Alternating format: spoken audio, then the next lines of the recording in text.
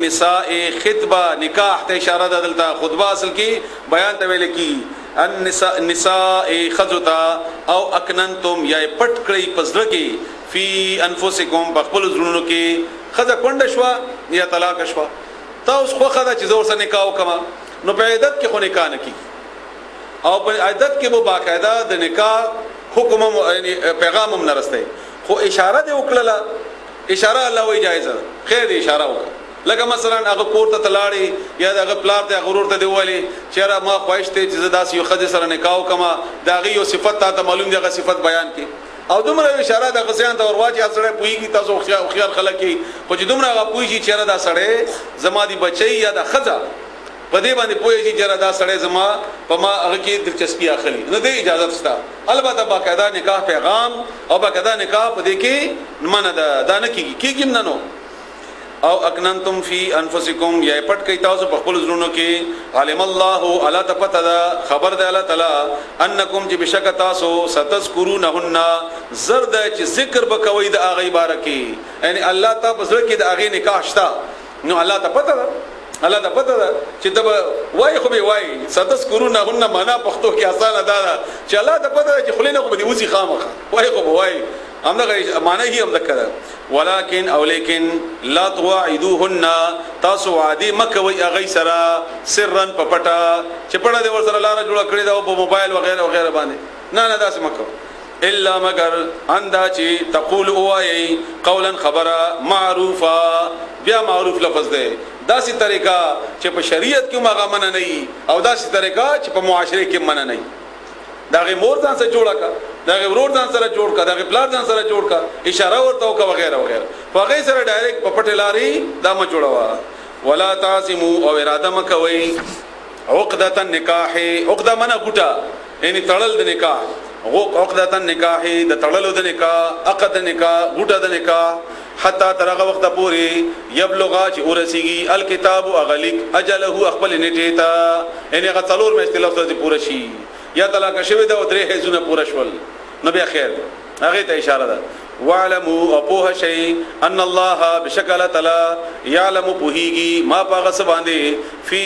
انفسکم چې تاسو په زړونو کې دي فحذروه نو یریږي د اغنا الله تعالی نا وعلموا اپوه شی ان الله چې بشکل تعالی غفور بخون کړي حلیم بردبار ده ډېر بهترین صفت ذکر شوی دی الله دا معاملات دي په دې معاملاتو کې عموما انسان په جذباتو کې راځي سړی غوسه کیږي پلار غوسه کیږي خاوند غوسه کیږي نو الله اشاره کړی دا چې الله صبر کوي نو تم صبر وکړه او په معاملاتو کې عموما مړي په خزو باندې په معاملاتو کې کیږي په دې نکاحونو طلاقونو په دې معاملو کې کیږي نو الله وایي چې صبر کوه حلیم صفت ده الله تعالی لا جناح نشتا گنا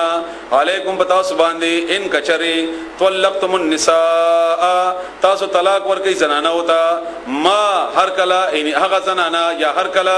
لم تمسوهن چې تاسو لاس لګولې نوی اغویتا ان نکاح شوه ده او د پلار پکور کې ناشته ده او لا ود شي نه ده تا ورته لاس لګولې نه ده جماعت اشاره ده او تفریدو او یاد مقرر کړي نوی لهن اغویتا فریضه مہر نه مقرر شوی صرف خبر او شولا نکاح شو او کله کوئی تاسو خو دا شنه مقرر شوی نه دی اوس دا طلاق ورکو اوس بس کیږي یعنی څومره مال به خځه ته ورکول کیږي هغه دا ده ومتعوهن او فائدہ متا کوښتنه وشي خبره وشولا خځه په نوم شولا معاشره کې پته ولګی دا نو داسې شي خځه ته پرې خودله نو اوس بس کوي او شرط و شرایط نه تړل شوی او نکاح نه بغیر خو خدا کم چې زمونږه د عام رواجو باندې زمونږه د خبري وشي دا زمونږه په معروف کې د نکاح هغه کې حسابي ځکه چې خد استا په نوم باندې شوی دا او په معاشره کې په دې باندې نکنام شو او سیسته پر دې نو بدنام شو هغه موږ پښتو کې چې ورته چې تور شو هغه نو دا سي خزه د پاره د الله طرف نه هم ده او دا په معاشره کې ضروری ده ځکه چې اخذ به بل څوکینا اخذ به بدنام شي دولې پرې خدا جی نکاح شي نو که مہر ټول حکم دلته موجود دی کنه نه مہر بګنی که مہر نوی سشو مہر نوی نو دا حکم دی وسواره تاسو سواره اوس کویږي بیا څه شي دی بیا الله تعالی فرمای متاعا سامان دے متاع ابتدائی ما تاسو ته دې تک کړه کوم څنګه لاړو ومتعوهن او فائدہ ورکي هغه ته ومتعوهن سامان دے اضافي سامان علی الموسع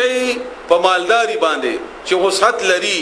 قدره دا هغه اندازه ده وعلى المقتر او په غریب باندې قدره دا هغه اندازه ده یعنی مالدار دې سړی کروڑپتی دې خزه پرې خدا انا هغه د هغه مال د جرګه یا څوک چې څوک خو به کنه چې فیصله کوي نو هغه د هغه مالداری ته وګوري هغه مرده په دې سړی کیږي چې تا د خزه بدنامه کړه 5 लाख 10 लाख 1 लाख 50,000 یا مثلا بل یو شی دا پکې دي چې دا خزه دا تور ختم شي او دا په واش او سړی غریب دی وس نه لري هغه د پر الله سره بیا ډیری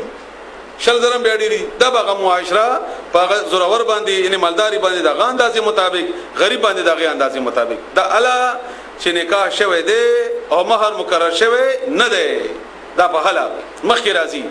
متاعا وعلى المقتر قدره متاعا دا سامان بالمعروف بخې طریقې سره د دې معنی یا خود سامان دی او یا دې شی ته اشاره ده کم چې مقرري چې څه فائدہ ورسیږي دي خزه ته حقا دا لازم دي علی المحسنین په نکانو باندې و ان او کچری طلقتموهن تاسو طلاق ورکړي دي زنانه وتا من قبل مخکې د دینا اندا چې تمسوهن تاسو لاس لګوي اغیتا وقد بتحقیق سرا فرضتم مقرر کړی وی تاسو لهن د زنانه د پاره فریضه سمهر فنصف نو نیم دی بیا ما د هغه مقدار نه فرضتم چې څومره مقرر کړی دی یعنی 15 لک تا مقرر کړی دی او د واده نه مخکې د طلاق ورکړو نو 2.5 لک به ورکړي کيو کور دی ورکړی دی او هغه کور 50 لک قیمت ته نو 25 لک به ورکړي دا د الله طرف نه مقرر کړی شوی مہر دی دا الله چې تا نکاح کړی دی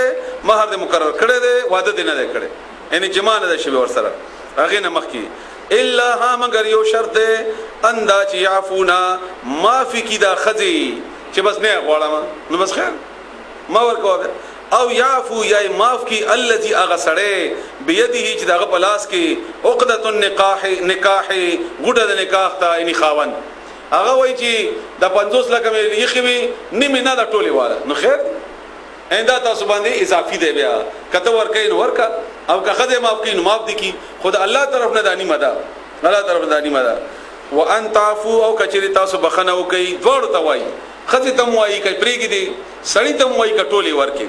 اقربو دا ډېر نږدې ده لتقوا پرهیزګاری ته اوس الله احساس ورکي او دا احساسي د دې معاملې ډېر بهترین حل ده ولا تنسوا مهروي الفضل احسان کول بینکم بخبل منس کی یعنی چې تکله د خځه پرې خو جګړه جوړه شوې ده کنه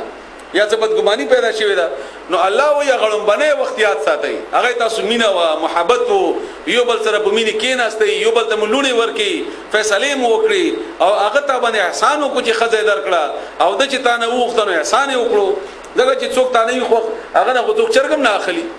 خو خوخي وینو ځکه غوښته او تا خو نو ځکه دی ورکوله نو الله وایي د ټول باندې چې تاسو یو بل سره هغه احسان یاد ساتئ دا د بدی خبرې ما یادوي یو بل ته بلکې هغه د خګړې خبر یادوي ولا تنسوا الفضل او مهروي احسان کول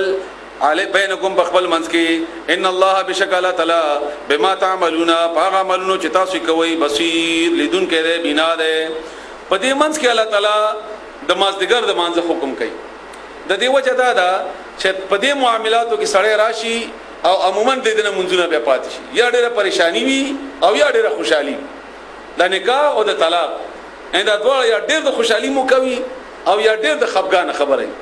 نو دیو جن الله تعالی په منځ کې چې ګوري دا حالات داسې دي چې کله ډېرم پریشانی ډېرم خپای خدا مونږ نه ګوري پاتې نشي یا واده ده ودونو کې عموما زمګه د باراتونه او د روټیانې وغیرہ په دې ټیم کې کیږي نو هغه وخت کې خدونه خو تقریبا الله دې معافيو کې تقریبا منځونه پاتې تقریبا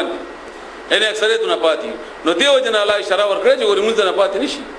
نو هغه ته اشاره ده حافظو حفاظت کوي علی الصلوات په منځونو باندې ټول منځونو باندې